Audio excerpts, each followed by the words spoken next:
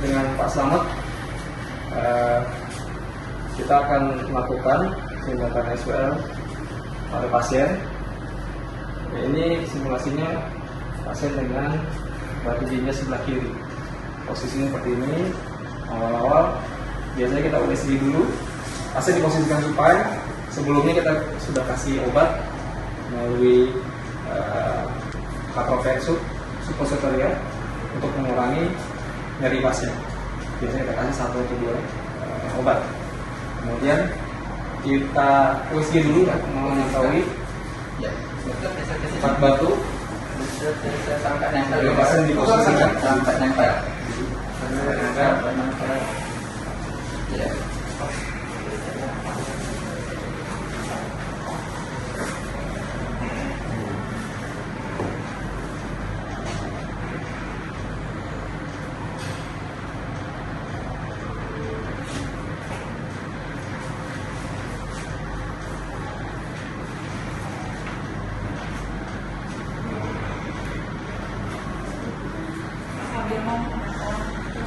Kita posisikan karena ginjalnya kita cari, kita pakai USG. Pertama kita pakai USG nih, karena kan yang paling invasif USG dan nggak pakai siam. Kalau ketemu biasanya kita nggak perlu pakai siam. Tapi kalau misalnya nggak ketemu atau paling sulit di ureter atau di kandung kemih atau di distal, biasanya kita perlu bantuan siam untuk memperjelas posisi batunya. Tujuannya ya untuk lebih presisi nanti kalau sudah ditarget batunya.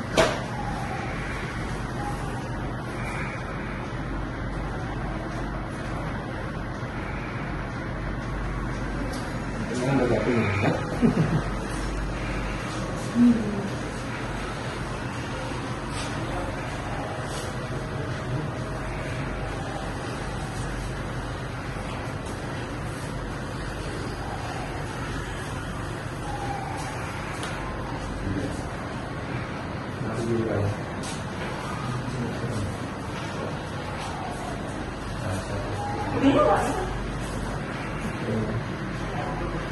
Ginjal teridentifikasi, batu, kalau misalnya ada batu teridentifikasi juga.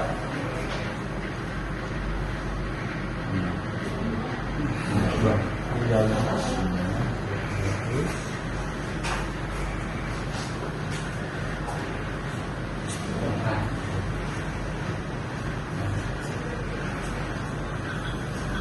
Bersih ginjalnya. Kalau misalnya ada batunya sebelah kanan yang masih ada batunya ya. Sebelah kirinya bersih. Ya kalaupun ada batunya biasanya kita setelah dapat gini ini ditargetin. Ini mesinnya kebetulan otomatis ya. Untuk Bisa diotomatis. Bisa diotomatisin. Bisa manual, bisa otomatis.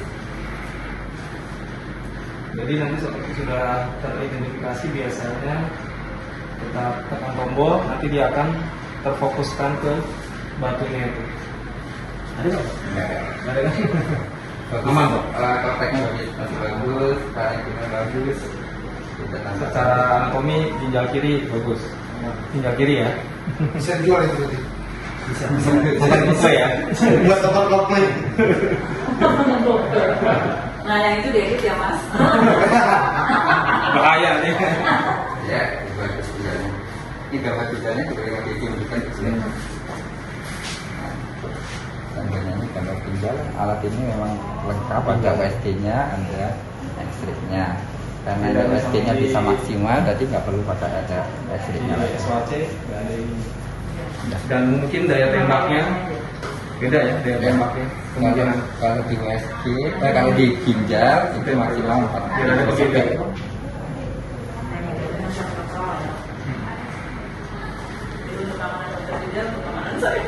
Betul. Ya benar juga ya harusnya dibedakan. Iya. Saya pernah juga bayar. Siap. Ini perlu dijelasin ini. Nah kalau misalnya pura-puranya ada batunya, biasanya kita memperjelasnya juga dengan ini. Bisa terlihat di sini dan terlihat di dalam. Jadi tersambung. Kalau bisa ngelihat itu USG-nya juga nyambung di dalam. USG-nya. Masuk. Masukkan aja ke dalam. Masuk aja ke dalam. Nah, setelah Koneksi setelah sini USG dan kita USB-nya, lebih jelas. USG. Jadi kalau di sini udah ada USB-nya yang untuk siamnya. Kalau ketahuan dia langsung terfokus. Nah, sini dimulai, kalau mulai ini kita lihat kalau di ginjal ini sampai 4.000. Software nanti akan lihat di sini. Tentunya suruh geser pindah biar nggak kena. Oh, maksudnya nggak usah lah. Nggak usah ini kasihan. Iya. Sampai kalau di ginjal sampai 4.000, kalau di ureter bisa sampai 5.000 software. Tapi ketika batutnya sudah dinyatakan pecah, sudah terlihat dari deteksi gambaran USG atau X-ray sudah dapat pecah, kita tidak perlu sampai 4.000, seandainya 3.000 saja sudah pecah sudah, supaya tidak mencederai pada ginjalnya. Jadi ada batas maksimum untuk software-nya itu di ginjal beda, di saluran ureter beda, di kandung kemih pun beda, tapi tidak harus sampai ke maksimal. Jadi makanya itu fungsinya USG dan siamnya ini kalau misalnya udah kayak pecah, kita tidak perlu sampai maksimal. Jadi itu maksimal yang bisa diterima tubuh untuk dilakukan sekali tindakan SPL. Apalagi kalau misalnya lebih dari maksimal bisa terjadi efek samping seperti hematom atau penurunan fungsi ginjal.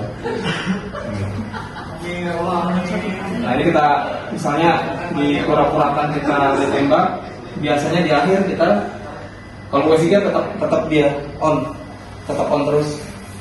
Dalam tembak pun dia on karena kan tidak ada radiasi, aman aja.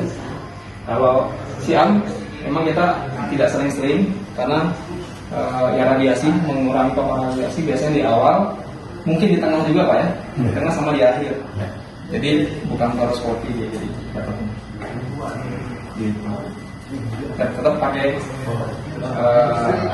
pelindung apron kalau misalnya mau dilakukan siam. Atau di ruangan ini udah aman. Ini siam. Sudah izin Pak Petennya udah aman sedikit. Ruang timbal. Oke. Setelah hancur, ya pasien harusnya bisa pulang. Biasanya kita observasi selama setengah sampai 1 jam. Maka kalau di RSI setengah jam, ya sama ya, setengah sampai 1 jam. Kita kalau tidak ada kontraindikasi, tidak ada nyeri kolik, biasanya kan kalau batuk ditembak, kalau turun dan nyangkut di ureter itu kolik, tapi jarang terjadi sebenarnya. Kecuali batu yang besar, bisa pulang mayoritas terus pulang, makanya jarang ya pasien itu dirawat. Kalau di rawat jalan biasanya jarang dirawat inap. Kalau sering dirawat inap ya itu perlu ada sesuatu gitu. Kalau saya ya sesuai SOP-nya aja, memang tidak perlu untuk dirawat inap.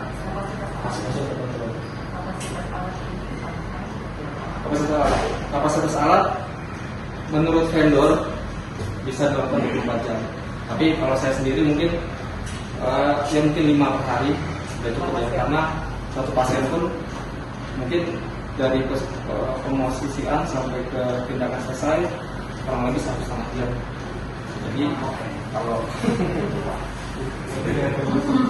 mungkin saya membatasi juga karena ya namanya manusia ya. Kalau terlalu banyak juga nanti ya tidak, kalau kecapean tidak maksimal, tidak fokus pada pasien di ujung-ujungnya. Kalau dari mesin sih kata vendor bisa 24 jam.